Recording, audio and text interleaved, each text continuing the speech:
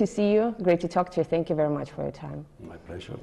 Now, I began with this somewhat verbose introduction, first because I know of your interest in Sufism, and more importantly because I think your whole life in politics and before that is a very colorful and I think very authentic illustration of following your heart's desires, which was very central to Rumi's teachings and the teachings of other mystics. You're going to turn 70 this year. What keeps you powered?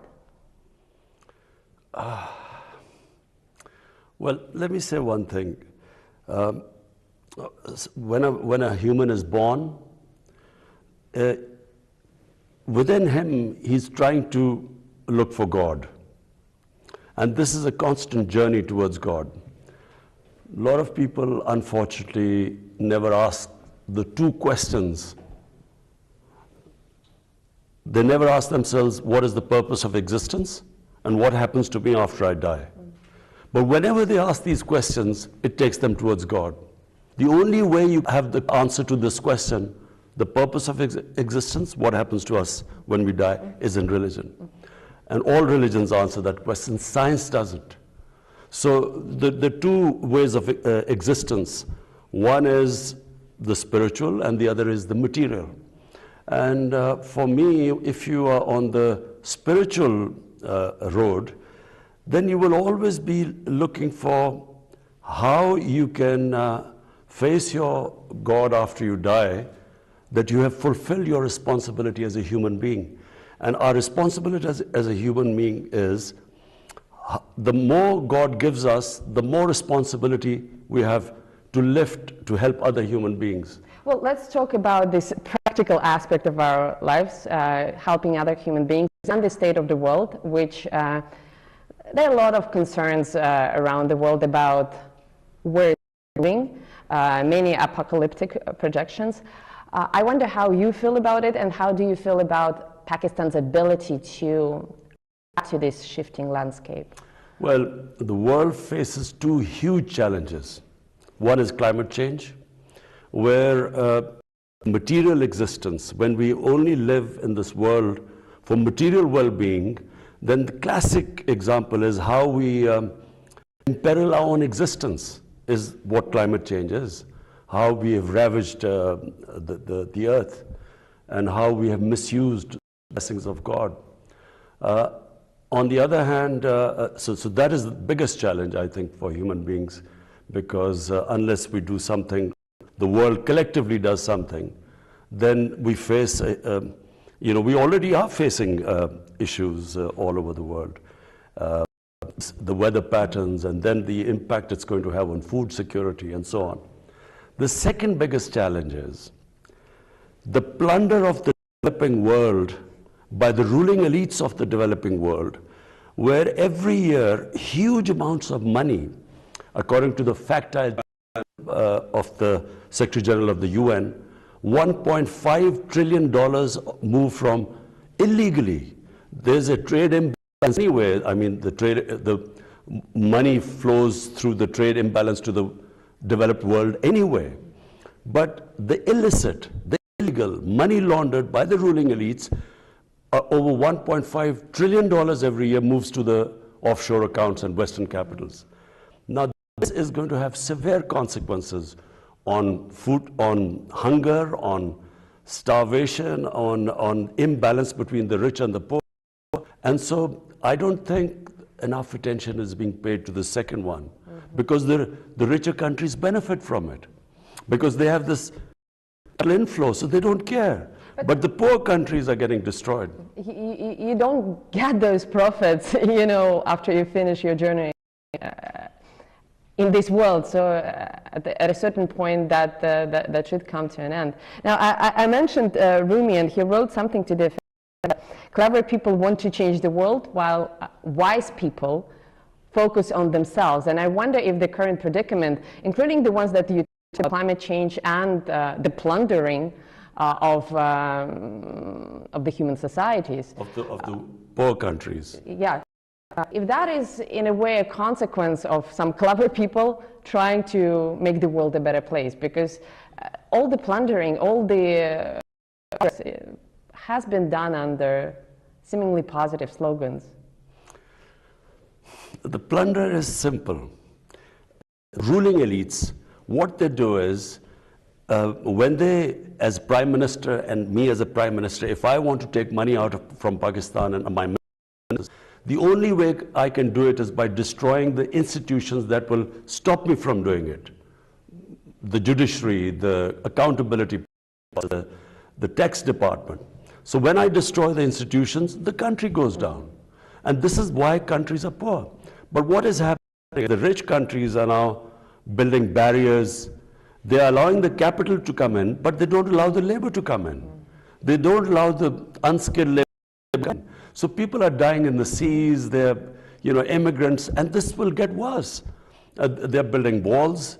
So the only way to stop this people dying of hunger and poverty and this imbalance is for the rich countries to make laws like they have for drug money, terror financing. They should not allow, for instance, our ex-rulers have living in millions of dollars of properties in London. We can't do anything to get them back because the rich countries, they make it so difficult for let us get money back. This should change because if really you want to stop this immigrant problem, poverty in the developing world, there has to be a way that if, for instance, we say that, look, this person who was living in Pakistan has these huge properties in London, then unless that person can justify that he got this money legally, the property should be returned to us. That would stop the plunder of the developing world. Now, let me switch gears a little bit because we are recording this interview on the eve of your visit to Russia. For early anticipated meeting between the heads of our countries, whose relationship for a very long time has been conditioned to others. It's been a function of other processes, regional, global processes. Do you think Russia and Pakistan have reached that point when they can deal with one another as self-sufficient actors on a bilateral basis rather than, let's say, looking onto others? But let me just go back in history.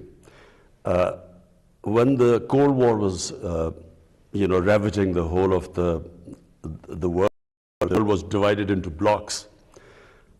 Pakistan moved in with the United States. We became part of the bloc in the Cold War with the US. India actually stayed neutral, but it was very close to the Soviets. Now when I look back, I think initially Pakistan needed help because when we became independent, we were impoverished. There were millions of refugees in Pakistan. We needed help.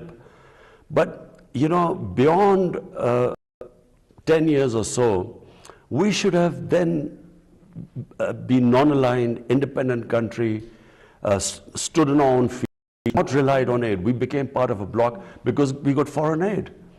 When you look back, foreign aid is a curse for a country because you do not fix your systems, you do not raise your own revenues, you don't increase your exports, you rely on handouts, and it stops a country evolving and developing and becoming self-reliant. So the world being divided into Cold War blocks and Pakistan becoming part of the bloc, when you look back, it stopped us from developing as a country. Well, you cannot go back, but you can change things, move forward. Do you think at this point? So when you learn from history, you learn from your mistakes.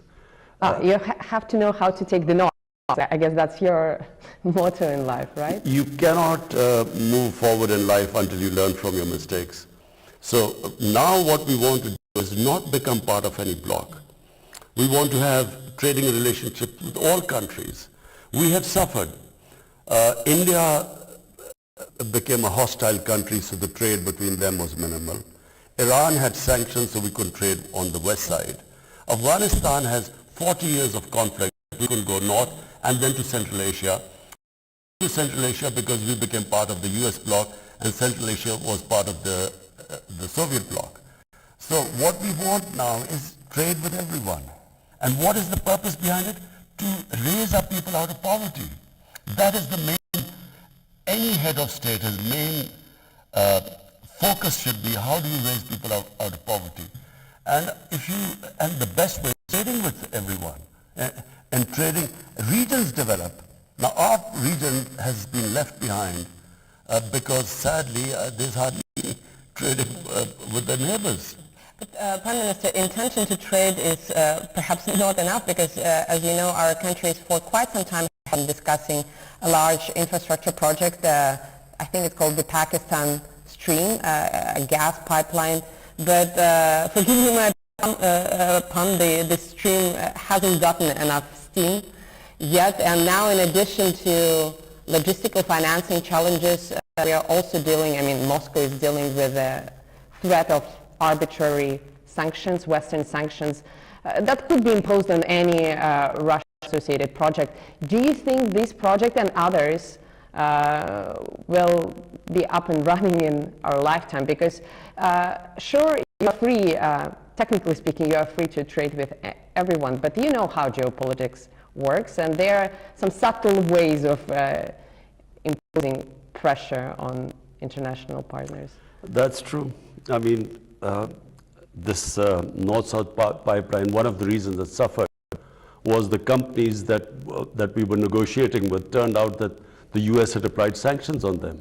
So the problem was to a company that wasn't sanctioned, a Russian company that wasn't sanctioned. So that became a problem.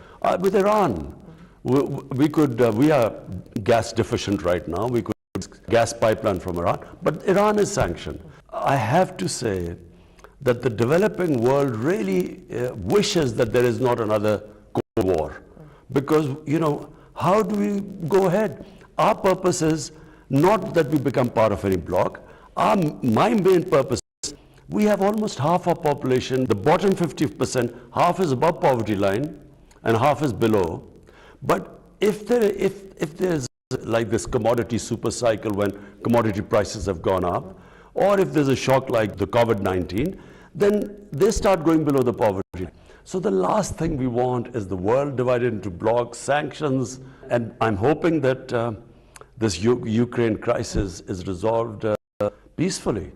But do you think this pipeline will be up and running while well, you're still in office? Now we have been working on it with the Russian counterparts, and I think we have got very close now to signing the agreement. Good luck with that. You mentioned the Ukrainian crisis, and if we read reports in the media, there's an imminent war between Russia and Ukraine on the cards, and clearly Western countries take a very positional, I would even say inimical view to Russia. For a shrewd politician like yourself, don't you think that it's perhaps too precarious of a time to expand Pakistan's geopolitical horizons?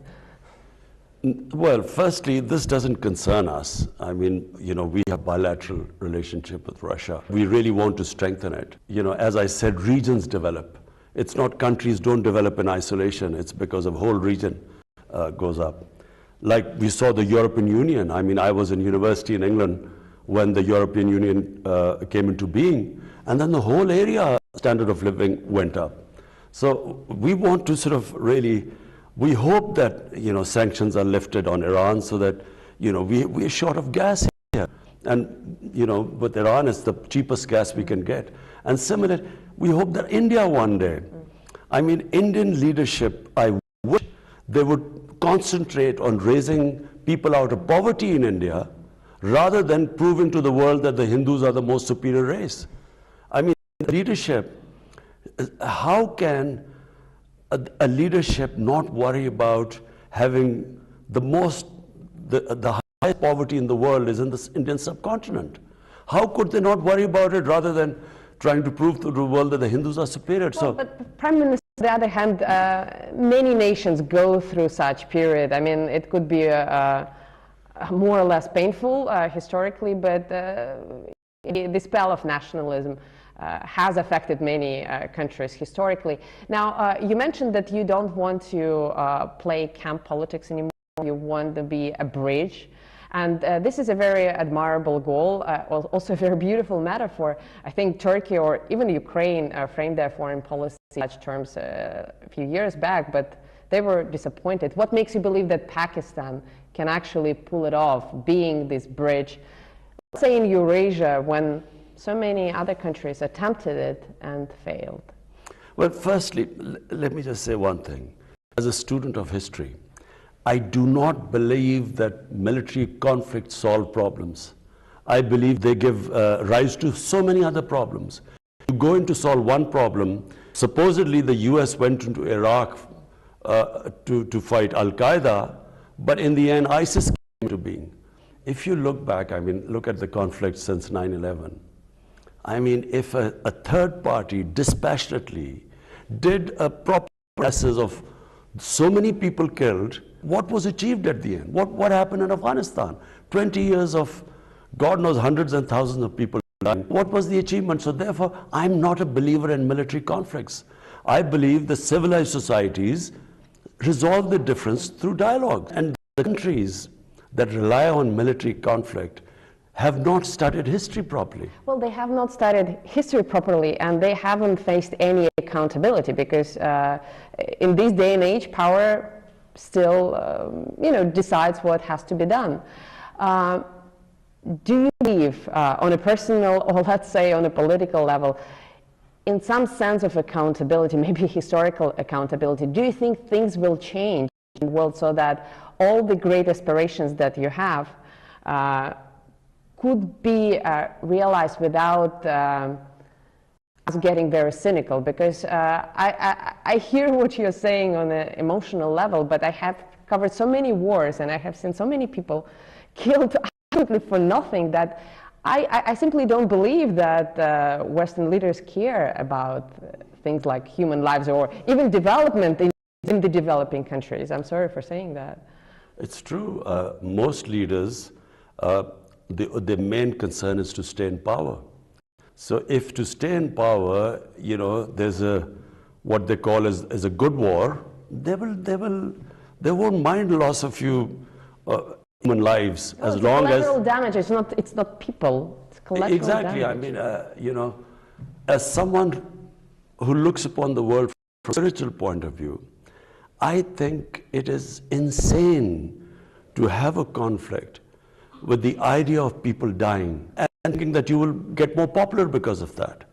I think throughout history, human beings have done this. Supposedly great leaders came in and caused death and destruction. So I believe, for instance, take this Ukraine conflict. I mean, for the life of mine, I cannot really believe that there is any chance, there's any possibility of a conflict, because the consequences, forget about what will happen to the combatants. For the developing world, already the price of oil has gone up because of the prospect of a conflict. Ukraine supplies wheat to the world, and for that matter, Russia. Now imagine what will happen. Already the world is suffering from the after effects of the COVID-19. Imagine if there's a conflict. What will happen to the poor countries? Already the poor countries are suffering. They are already in debt because they had to in debt because of the consequences of the COVID-19 fallout. So I cannot in my mind understand how can they even have got this close to a conflict? I can't understand this. We're talking about the Ukrainian conflict, and obviously we, the Russians and our Ukrainian neighbors, are very affected, but you have your own conflict to solve, and it may be a very stupid question on my part, but because we all know that, bad peace is better than a good war, but still, historically, do you think it's better to leave a conflict in a limbo for decades on end, or do you think issues should be solved when they're hot? You see, if humans want, they can solve any conflict. The problem is that the humans, the leaders, and I'm talking about the leaders, I'm sure in Ukraine and in Russia, everyone understands that if there's a conflict, there will be consequences. Everyone will be worse. It's not about the people. People on either side don't want this conflict to happen. So exactly. But I think that the leadership in the countries is then stuck that if we withdraw from this position, what will be the consequences to us politically? Because politically there are consequences always. And I think it takes very powerful, great leaders who rise above this and who think about the effects on the human beings.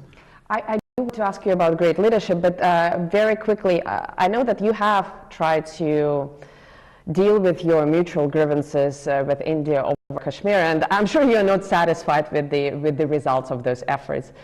Are you going to leave that issue to your successors, or are you still hoping to try something new?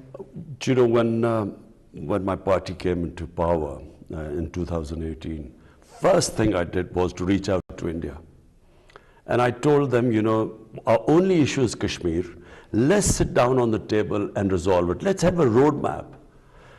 But I realized, you know, and remember, I'm the one who knows India better than anyone, because cricket is a passion, you know, in the subcontinent. And because of, you know, me being captain of cricket here and sort of playing over 10 years against India, I know India better than most people. I know the senior journalists, their politicians, their sports people. So I know India very well. So I immediately reached out. But then I discovered, to my horror, that this is not the India I used to know, because it's been taken over by this mad ideology.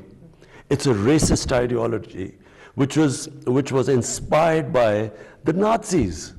The founding fathers were inspired by the Nazis. You can Google on your phone, and you can, the founding fathers praised the Nazis, racial superiority, hatred towards the Muslims, towards the Christians. And they look back some 1,000 years how Hinduism was the superior religion and culture. And you see, there's a negative nationalism, there's a positive nationalism. You must distinguish between the two. I can inspire my people by saying, look, you were a great nation, let's now get back again. But if I say you were a great nation, but because of these other human communities, you could not reach the top, so shift the hatred towards them, there is always bloodshed. Prime Minister, I'm sure your counterpart in New Delhi would disagree. If Prime Minister Modi wants to share his own views, we would be more than happy to travel to New Delhi and interview him on that. Listen, I would love to debate with Mr. Modi on TV. I would love to talk. But you know, before we organize this debate, and by the way, RT would be happy to moderate it, me personally, but an editor it would be so good for over 1 billion people on the subcontinent if we can resolve our differences through a debate rather than through... That would be amazing. But before we go there, I have an editor who is a huge cricket fan, and he follows cricket and obviously your fate also very, very closely. And he told me that your team haven't toured India since 2013, while the Indian team hasn't been to Pakistan since 2006.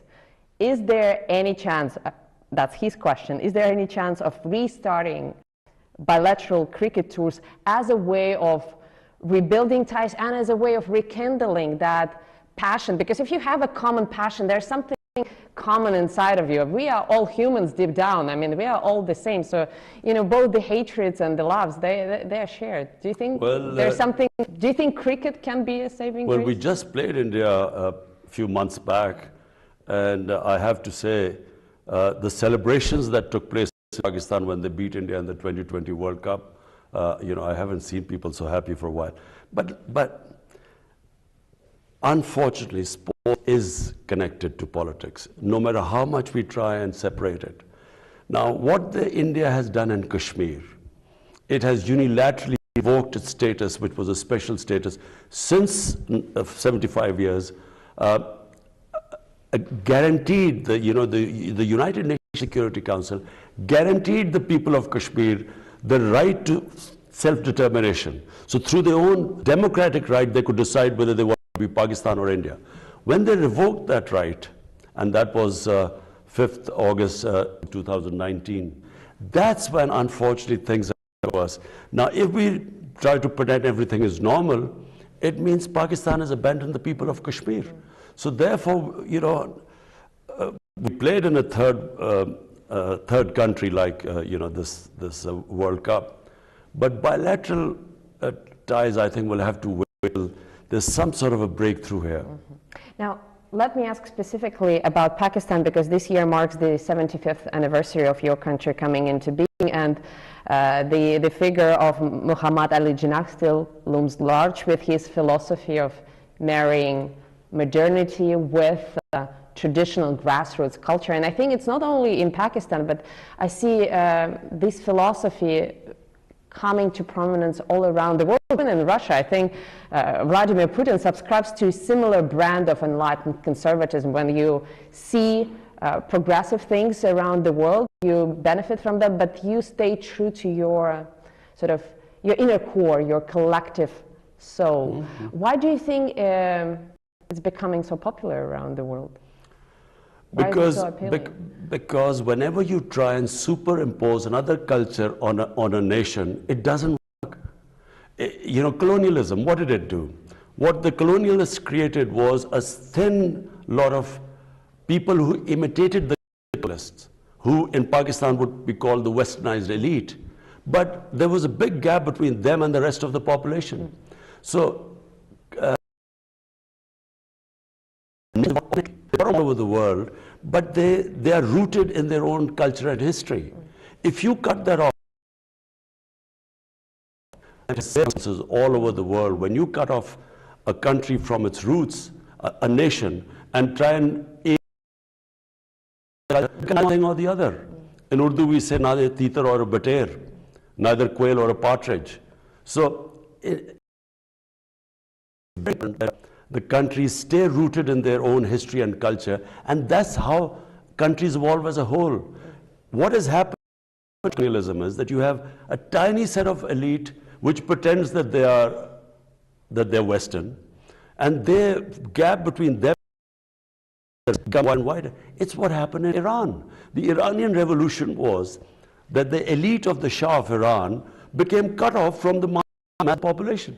So there was a huge reaction against it. In Pakistan, what we are trying to do is obviously learn from all advanced societies and right now the nation most, because my main emphasis is to raise people out of poverty. No human society has achieved what China has done. So therefore, we learn from everyone, but we should be rooted in our own culture, history, religion. But I think very significant role in facilitating Russian-Pakistani exchange. I know that recently while visiting Beijing, you suggested that Islamabad can act as a mediator between Beijing and Washington. What is that mediation is even possible? Because as far as I understand the American psyche, they are not after after preserving dominance. Would China agree to that? Look, America, I know, is very diverse.